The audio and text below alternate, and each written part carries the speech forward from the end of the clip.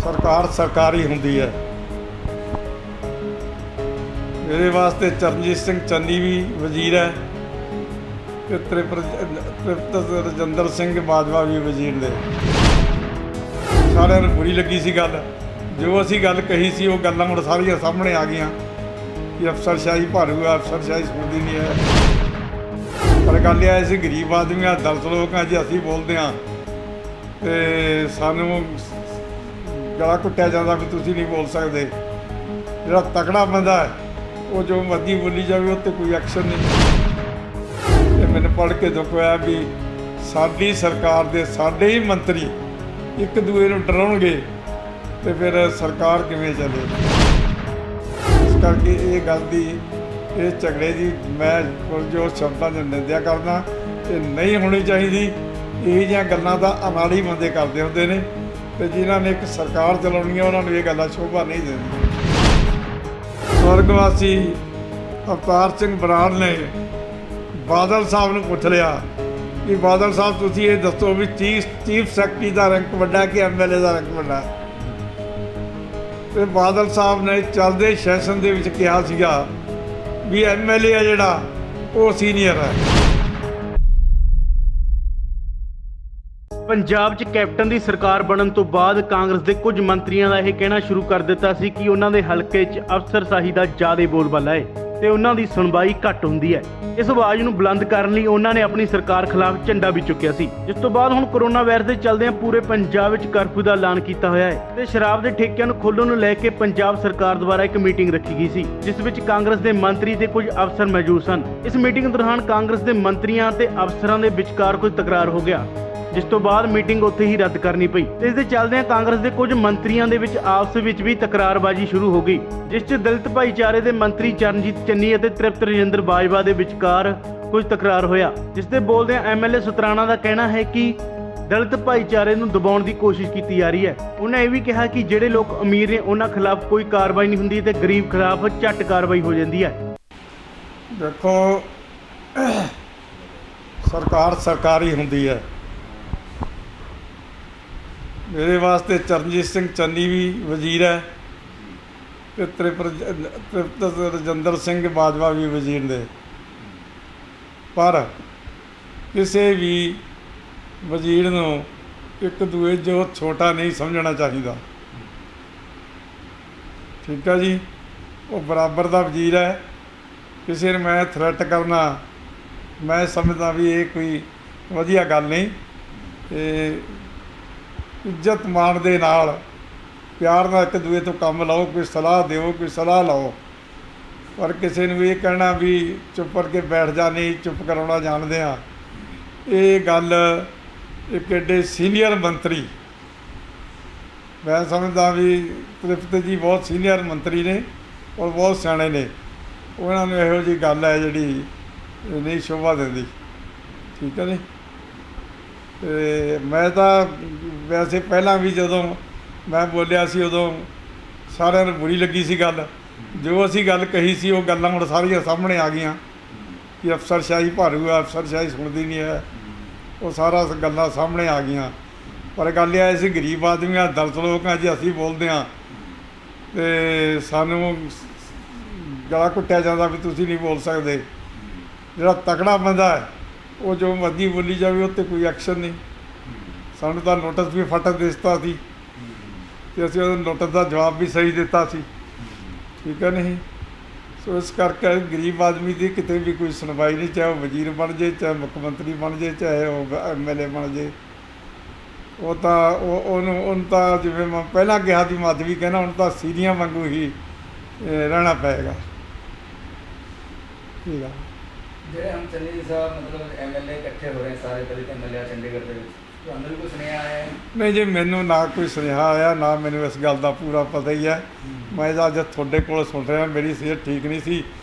ਮੈਂ ਅਖਬਾਰ ਤੁਸੀਂ ਰੱਖੀ ਹੈ ਮੇਰੇ ਮੂਹਰੇ, ਮੈਂ ਪੜ੍ਹਿਆ ਅਤੇ ਮੈਨੂੰ ਪੜ੍ਹ ਕੇ ਦੁੱਖ ਹੋਇਆ ਵੀ ਸਾਡੀ ਸਰਕਾਰ ਦੇ ਸਾਡੇ ਹੀ ਮੰਤਰੀ ਇੱਕ ਦੂਏ ਨੂੰ ਡਰਾਉਣਗੇ ਅਤੇ ਫਿਰ ਸਰਕਾਰ ਕਿਵੇਂ ਚੱਲੇਗੀ, ਕਿਵੇਂ ਅਸੀਂ ਲੋਕਾਂ ਨੂੰ ਇਨਸਾਫ ਦੇ ਸਕਾਂਗੇ।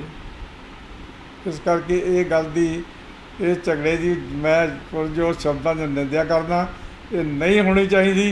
ਇਹ ਜਿਹੀਆਂ ਗੱਲਾਂ ਤਾਂ ਅਨਾੜੀ ਬੰਦੇ ਕਰਦੇ ਹੁੰਦੇ ਨੇ, ਤੇ ਜਿਨ੍ਹਾਂ ਨੇ ਇੱਕ ਸਰਕਾਰ ਚਲਾਉਣੀ ਹੈ ਉਹਨਾਂ ਨੂੰ ਇਹ ਗੱਲਾਂ ਸ਼ੋਭਾ ਨਹੀਂ ਦਿੰਦੀਆਂ। ਰਾਜਾ ਵੜਿੰਗ ਵੱਲੋਂ ਮੰਗ ਕੀਤੀ ਗਈ ਸੀ ਵੀ ਜਿਹੜਾ 600 ਕਰੋੜ ਦਾ ਨੁਕਸਾਨ ਹੋਇਆ ਹੈ ਪੰਜਾਬ ਨੂੰ ਘਾਟਾ ਸ਼ਰਾਬ ਦੇ ਕੰਮ ਦੇ ਵਿੱਚ 3 ਸਾਲ, ਜਿਹੜਾ ਇਹ ਸੈਕਟਰੀ ਰਿਹਾ ਅਵਤਾਰ ਸਿੰਘ ਕਰਨੋਰਾਲ, ਇਸ ਤੇ ਤੁਸੀਂ ਵੀ ਜਾਂਚ ਦੀ ਮੰਗ ਕਰਦੇ ਹੋ? ਨੁਕਸਾਨ ਪੰਜਾਬ ਨੂੰ ਹੋਇਆ? ਦੇਖੋ, ਪੰਜਾਬ ਦਾ 1 ਰੁਪਈਏ ਦਾ ਵੀ ਨੁਕਸਾਨ ਕਰੇ ਹੋਵੇ ਕੋਈ, ਤੇ ਉਹ ਜਨਤਾ ਦਾ ਨੁਕਸਾਨ ਹੈ। ਜਨਤਾ ਦਾ ਜਿਹੜਾ ਨੁਕਸਾਨ ਹੈ ਉਹ ਮੈਂ ਸਮਝਦਾ ਵੀ ਇੱਕ ਬਹੁਤ ਦੁਖਦਾਈ ਗੱਲ ਹੈ। ਪੰਜਾਬ ਬਹੁਤ ਔਖੇ ਸਮੇਂ 'ਚ ਗੁਜ਼ਰ ਰਿਹਾ ਹੈ, ਵਿੱਤੀ ਸੰਕਟ 'ਚ ਗੁਜ਼ਰ ਰਿਹਾ ਹੈ, ਅਤੇ ਜਦੋਂ ਇਹੀਆਂ ਜਿਹੀਆਂ ਗੱਲਾਂ ਆਉਂਦੀਆਂ ਨੇ ਤਾਂ ਬੜਾ ਮਨ ਨੂੰ ਦੁੱਖ ਪਹੁੰਚਦਾ। 600 ਕਰੋੜ ਇੱਕ ਸਾਲ ਦੇ ਵਿੱਚ ਉੱਡ ਜਾਣਾ, ਉਹਨਾਂ ਦਾ ਪਤਾ ਵੀ ਨਾ ਕੋਈ ਹੋਵੇ, ਇਹ ਗੱਲਾਂ ਦੁਖਦਾਈ ਨੇ, ਇਹ ਅੱਛੀ ਗੱਲ ਨਹੀਂ। ਤੇ ਜਾਂਚ ਹੋਣੀ ਚਾਹੀਦੀ ਹੈ ਨਾ ਇਹਦੀ? ਬਿਲਕੁਲ ਹਰ ਗੱਲ ਦੀ ਜਾਂਚ ਹੋਣੀ ਚਾਹੀਦੀ ਹੈ ਜੀ, ਚਾਹੇ ਜਿਹੜੀ ਮਰਜ਼ੀ ਹੋਵੇ। ਜਿੱਥੇ ਵੀ ਕੋਈ ਇਹ ਲੱਗਦਾ ਆਪਾਂ ਨੂੰ ਵੀ ਇਹਦੀ ਗੱਲ 'ਚ ਕੋਈ ਕਪੜਾ ਹੈ, ਤੇ ਉਹਦੀ ਜਾਂਚ ਹੋਣੀ ਚਾਹੀਦੀ ਹੈ, ਜ਼ਰੂਰੀ ਹੋਣੀ ਚਾਹੀਦੀ ਹੈ। ਦੇਖੋ, ਜੋ ਰਜਿੰਦਰ ਰਾਜਾ ਵੜਿੰਗ ਹੈਗਾ, ਇਹ ਇੱਕ ਸਿਆਣਾ MLA ਹੈ, ਐਸੀ ਗੱਲ ਹੀ ਕੋਈ ਅਨਾੜੀ ਹੈ। ਕੈਬਨਿਟ ਦਾ ਉਹਦੇ ਕੋਲੇ, ਉਹ ਸੋਚ ਸਮਝ ਕੇ ਗੱਲ ਕਰਦਾ। ਅਗਰ ਉਹਨੇ ਇਹ ਮੰਗ ਕੀਤੀ ਹੈ ਤਾਂ ਮੈਂ ਸਮਝਦਾ ਬੜੀ ਸੋਚ ਸਮਝ ਕੇ ਕੀਤੀ ਹੋਏਗੀ। ਮੰਤਰੀ ਬਾਦਲ ਨੇ ਇਹ ਕਿਹਾ ਵੀ ਜਦ ਇਹ ਕਰਨੋਰਾਲ ਆ ਕੇ ਬੈਠੇਗਾ ਚੀਫ ਸੈਕਟਰੀ ਦੀ ਮੀਟਿੰਗ ਦੇ ਵਿੱਚ ਤਾਂ ਅਸੀਂ ਨਹੀਂ ਆਵਾਂਗੇ ਮੰਤਰੀ, ਤੁਸੀਂ ਕੀ ਕਹੋਗੇ ਇਸ ਗੱਲ 'ਤੇ? ਮੰਤਰੀਆਂ ਦੇ ਇਸ ਤਰ੍ਹਾਂ ਅਫਸਰ ਸਾਹਿਬ ਦੇਖੋ, ਮੈਨੂੰ ਤਾਂ ਬੜਾ ਹਾਸਾ ਵੀ ਆਉਂਦਾ, ਦੁੱਖ ਵੀ ਆਉਂਦਾ ਵੀ ਜਿਹੜੀ ਵਿੱਤ ਮੰਤਰੀ ਹੁੰਦੀ ਹੈ ਸਰਕਾਰ ਦੀ ਮਾਂ ਹੁੰਦੀ ਹੈ। ਜੇ ਵਿੱਤ ਮੰਤਰੀ ਨਹੀਂ ਮੀਟਿੰਗ ਦੇ ਵਿੱਚ ਬੈਠੇਗਾ ਤੇ ਫਿਰ ਮੀਟਿੰਗ ਕਾਹਦੀ? ਠੀਕ ਹੈ ਨਹੀਂ? ਇਹ ਤਾਂ ਮੈਂ ਸਮਝਦਾ ਵੀ ਚੀਫ ਸੈਕਟਰੀ ਸਾਹਿਬ ਬੜੇ ਸਿਆਣੇ ਬੰਦੇ ਨੇ, ਉਹਨਾਂ ਨੂੰ ਚਾਹੀਦਾ ਵੀ ਇਹ ਝਗੜੇ ਨੂੰ ਨਿਪਟਾਉਣ ਵਾਸਤੇ ਇਹਦਾ ਆਪ ਹੀ ਕੋਈ ਹੱਲ ਲੱਭ ਲੈਣ ਤਾਂ ਵਧੀਆ ਗੱਲ ਹੋਏਗੀ, ਤਾਂ ਦੇ ਬਾਅਦ ਵਿਵਾਦ ਹੋਰ ਨਾ ਵਧੇ। ਤੁਹਾਨੂੰ ਜੀ ਚੰਨੀ ਜੀ ਬੁਲਾਉਂਦੇ ਹੈ, ਮਤਲਬ ਦਲਿਤ ਹੋਣ ਦੇ ਨਾਤੇ, MLA ਹੋਣ ਦੇ ਨਾਤੇ, ਤੇ ਤੁਸੀਂ ਜਾਓਗੇ ਜ਼ਰੂਰ? ਦੇਖੋ ਜੀ, ਜਿੱਥੇ ਤੱਕ ਦਲਿਤ ਦਾ ਮਸਲਾ ਹੈ, ਦਲਿਤ ਚਾਹੇ ਕੋਈ ਗਰੀਬ ਹੋਵੇ ਚਾਹੇ ਕੋਈ ਅਮੀਰ ਹੋਵੇ, ਜੇ ਅਸੀਂ ਦਲਿਤ ਹੀ ਨਹੀਂ ਇਕੱਠੇ ਹੋਵਾਂਗੇ ਤੇ ਫਿਰ ਸਾਡੀ ਪੁੱਛ ਪ੍ਰਤੀਤ ਕਿਤੇ ਨਹੀਂ ਹੋਣੀ। ਸਾਰੇ ਦਲਿਤਾਂ ਨੂੰ ਅਗਰ ਕੋਈ ਕਿਸੇ ਦਲਿਤ 'ਤੇ ਜ਼ੁਲਮ ਹੁੰਦਾ ਹੈ, ਅਗਰ ਉਹ ਕੋਈ ਮੈਸੇਜ ਦਿੰਦਾ ਹੈ ਤੇ ਉੱਥੇ ਜ਼ਰੂਰ ਇਕੱਠੇ ਹੋਣਾ ਚਾਹੀਦਾ, ਉਹਦੀ ਗੱਲ ਸੁਣਨੀ ਚਾਹੀਦੀ ਆ। ਭਾਈ ਯਾਰ ਭਰਾਵਾ, ਕੀ ਤਕਲੀਫ ਹੈ ਤੈਨੂੰ, ਕੀ ਪ੍ਰੋਬਲਮ ਹੈ, ਉਹਦੀ ਗੱਲ ਸੁਣ ਕੇ ਅਗਲਾ ਫੈਸਲਾ ਲਿਆ ਜਾ ਸਕਦਾ ਹੈ। ਜਾਣਾ ਜ਼ਰੂਰ ਚਾਹੀਦਾ, ਉਹਦੀ ਗੱਲ ਸੁਣਨੀ ਚਾਹੀਦੀ ਹੈ। पर जिस तरह ये मान लो इस टाइम माहौल है पंजाब का, कोरोना की महामारी है, इस तरह का विवाद मंत्रियों का अफसरों के विचाले, ये पंजाब के कांग्रेस लिए कोई शुभ संकेत है, कोई ठीक है नहीं लगता? ਦੇਖੋ, ਜਿੱਥੋਂ ਤੱਕ ਪੰਜਾਬ ਦੇ ਕਰੋਨਾ ਦਾ ਮਸਲਾ ਹੈ, ਮੈਂ ਸਮਝਦਾ ਵੀ ਮਹਾਰਾਜਾ ਕੈਪਟਨ ਅਮਰਿੰਦਰ ਸਿੰਘ ਮੁੱਖ ਮੰਤਰੀ ਪੰਜਾਬ ਇੱਕ ਬਹੁਤ ਦੂਰ ਅੰਦੇਸ਼ੀ ਦੇ ਮਾਲਕ ਨੇ।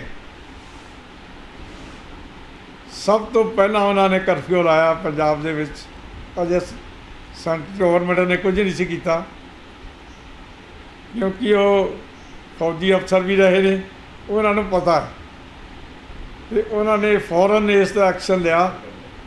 ਅਤੇ ਅੱਜ ਵੀ ਕੈਪਟਨ ਸਾਹਿਬ ਬੜੇ ਸਿਆਣੇ ਨੇ, ਅਤੇ ਉਹਨਾਂ ਨੇ ਆਪਣੀ ਸਿਆਣਪ ਤੋਂ, ਆਪਣੀ ਦੂਰਅੰਦੇਸ਼ੀ ਤੋਂ ਕੰਮ ਲੈਂਦੇ ਹੋਏ ਇਹ ਸਾਰੇ ਮਸਲੇ ਦਾ ਹੱਲ ਕਰ ਲੈਣਗੇ। इस मसले में संभालने में हो जाएगा, जिस तरह गरमाया है मसला है मंत्रियों का? ਮੈਂ ਤਾਂ ਆਪ ਜੀ ਨੂੰ ਬੇਨਤੀ ਕਰੀ ਆ ਜੀ, ਕੈਪਟਨ ਸਾਹਿਬ ਬਹੁਤ ਦੂਰ ਅੰਦੇਸ਼ੀ ਦੇ ਮਾਲਕ ਨੇ, ਉਹਨਾਂ ਨੇ ਇਸ ਮਾਮਲੇ ਨੂੰ ਨਜਿੱਠ ਲੈਣਾ। ਕੋਈ ਐਸੀ ਗੱਲ ਨਹੀਂ, ਵੱਡੇ ਵੱਡੇ ਕੰਮ ਮਸਲੇ ਹੱਲ ਹੋ ਜਾਂਦੇ ਨੇ, ਤਾਂ ਛੋਟਾ ਮਸਲਾ ਜੀ ਐਡਾ ਵੱਡਾ ਮਸਲਾ ਨਹੀਂ ਆਇਆ, ਅਤੇ ਕੈਪਟਨ ਸਾਹਿਬ ਇਹਨੂੰ ਠੀਕ ਕਰ ਦੇਣਗੇ। पर अफसर सही मान लो होनी चाहिए कोई, किस तरह की धक्के सही मतलब मंत्री MLA नाल सरकार नहीं करते? ਦੇਖੋ ਜੀ, ਮੈਂ ਇੱਕ ਗੱਲ ਤੁਹਾਨੂੰ ਦੱਸਦਾ, ਵਿਧਾਨ ਸਭਾ ਦਾ ਸੈਸ਼ਨ ਚੱਲ ਰਿਹਾ ਸੀ ਅਤੇ ਕੋਈ ਮਸਲਾ ਆਇਆ, ਸਵਰਗਵਾਸੀ ਅਵਤਾਰ ਸਿੰਘ ਬਰਾੜ ਨੇ ਬਾਦਲ ਸਾਹਿਬ ਨੂੰ ਪੁੱਛ ਲਿਆ ਕਿ ਬਾਦਲ ਸਾਹਿਬ ਤੁਸੀਂ ਇਹ ਦੱਸੋ ਵੀ ਚੀਫ ਸੈਕਟਰੀ ਦਾ ਰੈਂਕ ਵੱਡਾ ਕਿ ਐਮਐਲਏ ਦਾ ਰੈਂਕ ਵੱਡਾ। ਤੇ ਬਾਦਲ ਸਾਹਿਬ ਨੇ ਚੱਲਦੇ ਸੈਸ਼ਨ ਦੇ ਵਿੱਚ ਕਿਹਾ ਸੀਗਾ ਵੀ ਐਮਐਲਏ ਆ ਜਿਹੜਾ ਉਹ ਸੀਨੀਅਰ ਹੈ, ਉਹਦਾ ਰੁਤਬਾ ਵੱਡਾ ਹੈ। ਪਰ ਜੇ ਇੱਕ ਚੀਫ ਸੈਕਟਰੀ ਇੱਕ ਮਿਨਿਸਟਰ ਨੂੰ ਵੰਗਾਰਦਾ, ਚੈਲੰਜ ਕਰਦਾ ਤੇ ਬਹੁਤ ਬੁਰੀ ਬਾਤ ਹੈ, ਕੋਈ ਅੱਛੀ ਬਾਤ ਨਹੀਂ ਹੈ, ਬਹੁਤ ਬੁਰੀ ਬਾਤ ਹੈ। ਬੀਜੇਪੀ ਪੰਜਾਬ ਮੰਗ ਕਰ ਰਹੀ ਹੈ ਵੀ ਜਿਹੜਾ 600 ਕਰੋੜ ਦਾ ਘਾਟਾ ਪਿਆ ਪੰਜਾਬ ਨੂੰ, ਇਹਦੀ ਜਾਂਚ ਜਿੱਥੇ ਰਾਜਾ ਬੜਿੰਗ ਨੇ ਉਠਾਈ ਹੈ, ਬੀਜੇਪੀ ਕੇ ਚੁਗਲੇ ਵੀ ਗਏ ਕਿ ਸੀਬੀਆਈ ਜਾਂਚ ਹੋਵੇ। ਦੇਖੋ ਰਾਜਾ ਵੜਿੰਗ, ਮੈਂ ਤੁਹਾਨੂੰ ਪਹਿਲੇ ਕਿਹਾ ਕਿ ਬਹੁਤ ਸਿਆਣਾ ਸੁਲਝਿਆ ਹੋਇਆ ਐਮਐਲਏ, ਕੈਬਨਿਟ ਰੰਗ ਦਿੱਤਾ ਸਰਕਾਰ ਨੇ ਉਹਨੂੰ, ਇਸੇ ਕਰਕੇ ਦਿੱਤਾ ਕਿ ਸਿਆਣਾ ਸਮਝਦਾਰ ਹੈ।